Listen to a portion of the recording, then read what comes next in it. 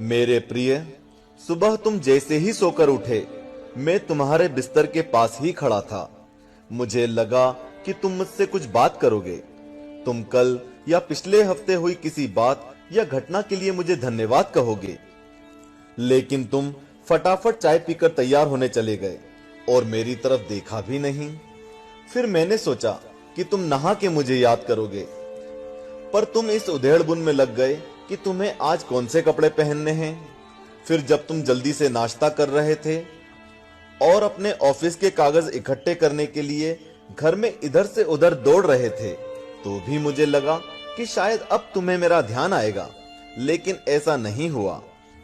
फिर जब तुमने ऑफिस जाने के लिए ट्रेन पकड़ी, तो मैं समझा कि इस खाली समय का उपयोग तुम मुझसे बातचीत करने में करोगे, पर तुमने थोड़ी देर पेपर पढ़ा और फिर खेलने लग गए अपने मोबाइल में, और मैं खड़ा का खड़ा ही रह गया। मैं तुम्हें बताना चाहता था कि दिन का कुछ हिस्सा मेरे साथ बिताकर तो देखो, तुम्हारे काम और भी अच्छी तरह से होने लगेंगे। लेकिन तुमने मुझसे बात ही नहीं की। एक मौका ऐसा भी आया जब तुम बिल्कुल खाली थे और कुर्सी पर पूरे 15 मिनट यूं ही बैठे रहे, लेकिन तब भी तुम्हें मेरा ध्यान नहीं आया। दोपहर के खाने के वक्त जब तुम इधर उधर देख रहे थे, तो भी मुझे लगा कि खाना खाने से पहले तुम एक पल के लिए मेरे बारे में सोचोगे, लेकिन ऐसा नहीं हुआ। दिन का अब भी काफी समय बचा था। मुझे लगा कि शायद इस बचे समय में हमारी बात हो जाएगी, लेकिन घर पहुंचने के बाद तुम रोजमर्रा के कामों में व्यस्त हो गए। जब वे काम निपट गए तो तुमने टीवी खोल लिया और घंटों टीवी देखते रहे। देर रात थककर तुम बिस्तर पर आ लेटे।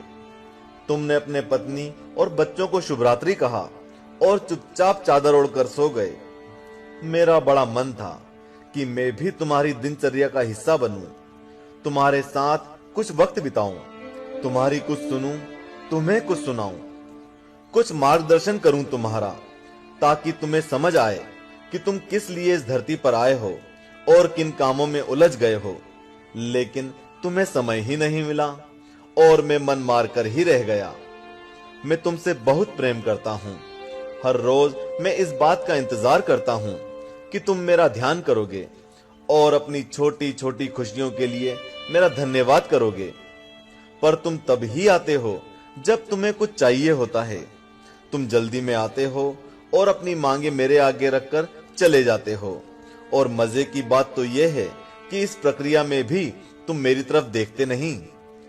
तुम्हारा ध्यान उस समय भी लोगों की तरफ ही लगा रहता है और मैं इंतजार करता ही रह जाता हूं। खैर, कोई बात नहीं, हो सकता है कल तुम्हें मेरी याद आ जाए, ऐसा मुझे विश्वास है और मुझे तुम में आस्था है। आखिरकार मेरा दूसरा नाम आस्था और विश्वास ही तो है। तुम्हारा पिता परमेश्वर।